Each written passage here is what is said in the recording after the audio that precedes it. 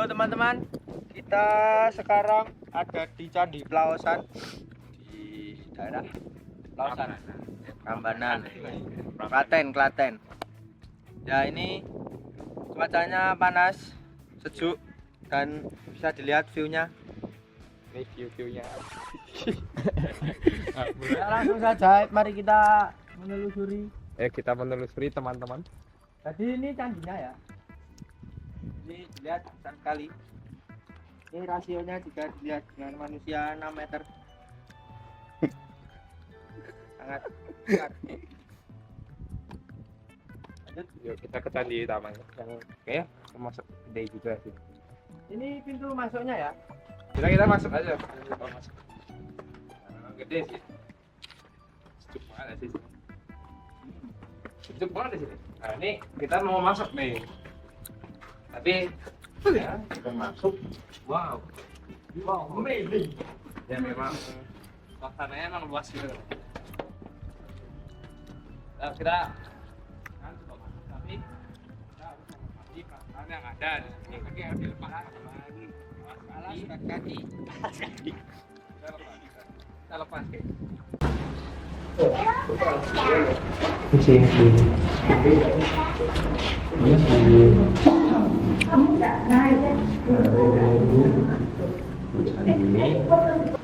Dari beberapa sumber yang lokal ini adalah balis-balis atau acara dari agama Buddha gitu ya. Ada kayak satu. Ini memang tempatnya fungsinya sendiri candi ini adalah digunakan untuk keagamaan juga sebagai tempat toleransi gitu. Oke, kita lanjut. Tuh, ini belum juga kayaknya pernikahan ya. Jadi untuk candi-candi di sini sih kemungkinan didirikan pada 9 Masehi atau tepatnya 842 Masehi di daerah-daerah sini gitu. Dan juga kita bisa lihat juga ada beberapa candi yang harus mengalami kegiatan rekonstruksi. Saja semua. Kita lanjut jalan lagi.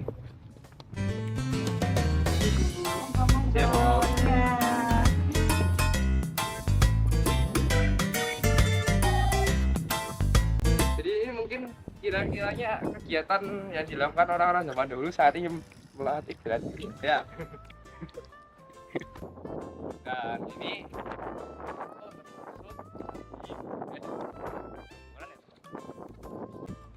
Oh, ini ada tulisannya ini. nah, Oh, bukan. Iya, ini lambang-lambangnya nggak sih? Motif-motifnya.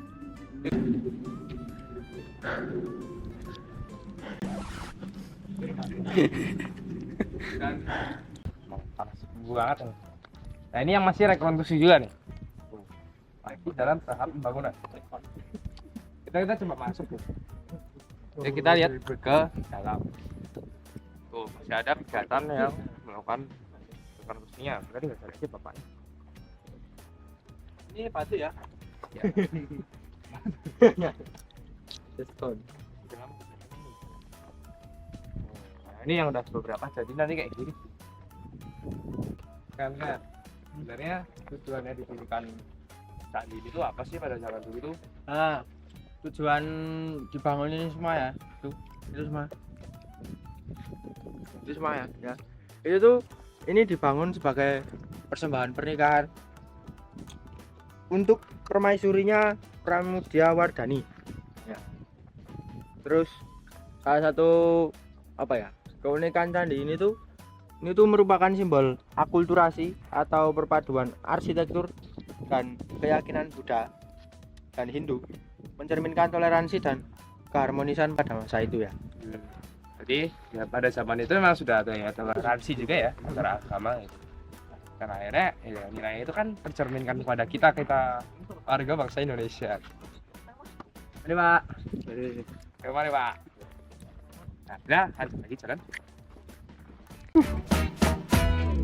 Nah teman-teman semuanya, yang ini tuh stupa ya teman-teman. Ini stupa dan dibangun di daerah Candi sama stupa.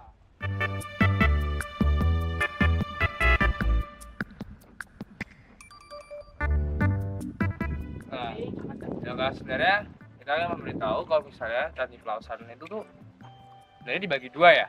Ada yang bagian lor sama bagian yang sebelah sana. Tapi kan kita untuk hari ini kita akan menjajah yang lor saja. Yang lor saja sudah segede ini gitu kan. Artinya menunjukkan dulu nih ada kerajaan yang memang besar gitu. Baik Pak, jadi saya ingin bertanya asal usul dari Candi Pelausan itu apa ya? Candi Pelausan berdasarkan arkeolog ya ini, berdasarkan arkeolog Candi Pelausan ini ya asal usulnya tempat itu saja. Memang dari awal pembangunannya tempat itu peruntukan Ini dulu asrama. Lalu keunikan dari candi ini itu apa ya? tadi kan saya bilang ini tempat ibadah Buddha yang tidak ada di tempat lain yang agama Hindu dan Buddha itu berbagi menjadi satu. Nah ini melambangkan ini melambangkan agama Buddha yang membaur menjadi satu kesatuan dan satu kesatuan yang sama-sama digunakan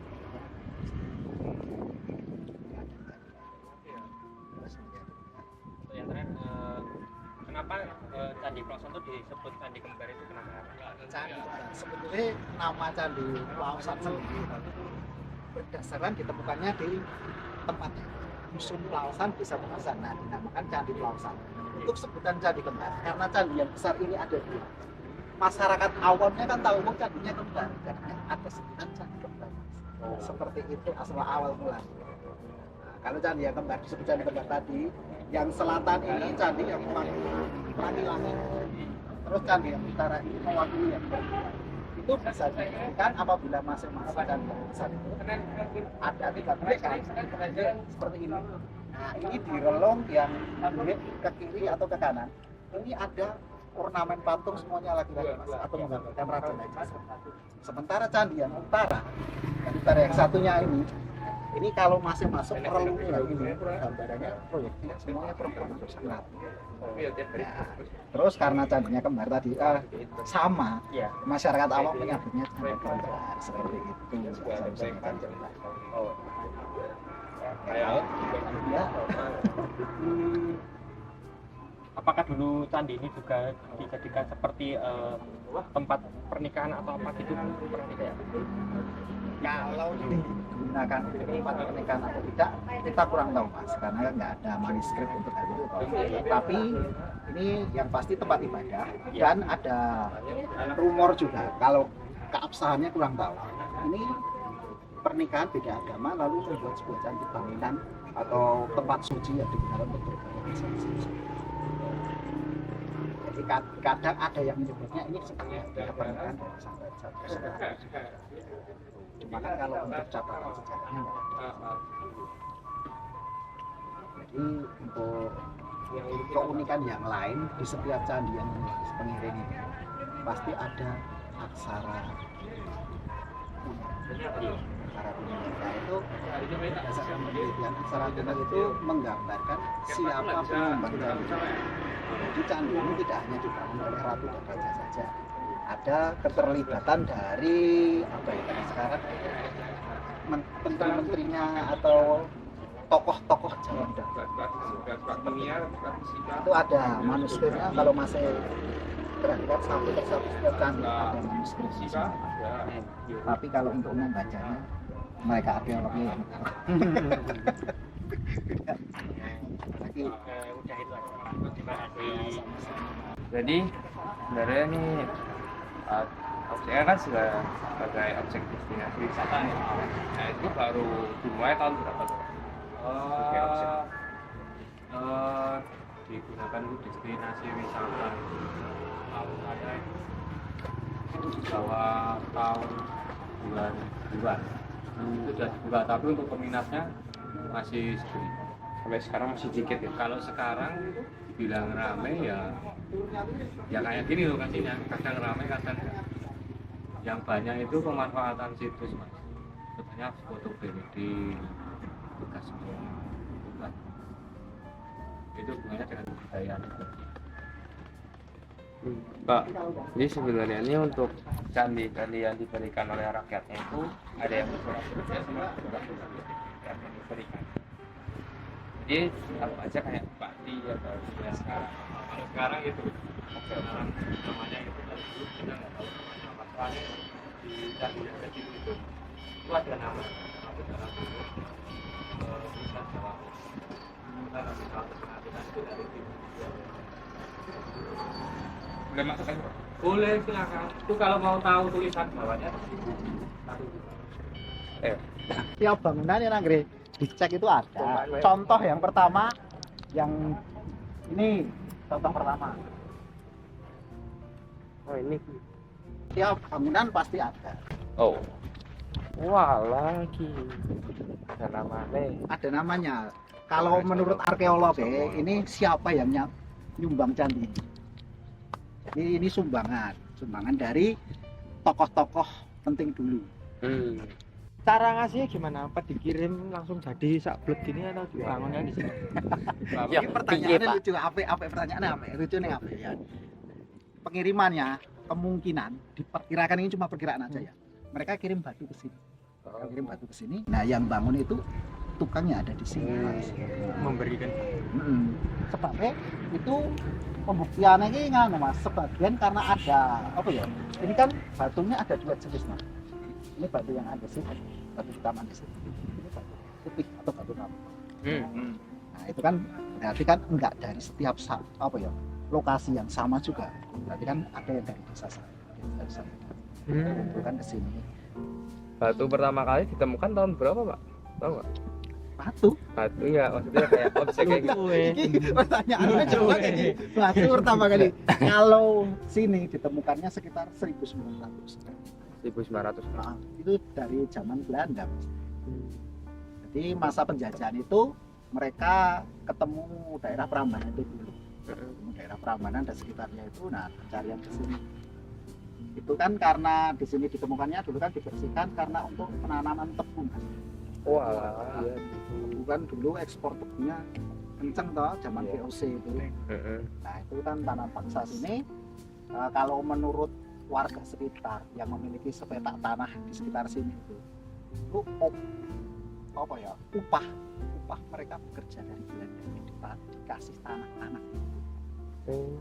zaman kalau cerita orang-orang tua loh ini tapi kebenarannya aku nggak tahu Ceritanya. ya kan kalau cerita orang-orang tua tadinya emang seperti ini Mas kan lengkung itu nah kan harus dikasih penggalian dari dasar lagi kita ulangi dari awal lagi pembangunannya dari dasarnya ini kita gali paling dasar kan pasti ketemu batu pertama ada batu pertama itu seperti perigi itu tuh kotak batu gitu biasanya di dalamnya ada benda suci atau apa yang dipercaya zaman dahulu itu ada 5 titik di tengah di sini di sana nah itu sebagai awal mula sebelum bangunan itu kalau sudah ditemukan benda itu terus kita angkat dulu kita ratakan tempatnya itu kita kembalikan nah setelah itu kita perkeras bangunan cagar budaya bisa menjadi situs dan bisa menjadi bangunan karena ini kan ada upah untuk tiang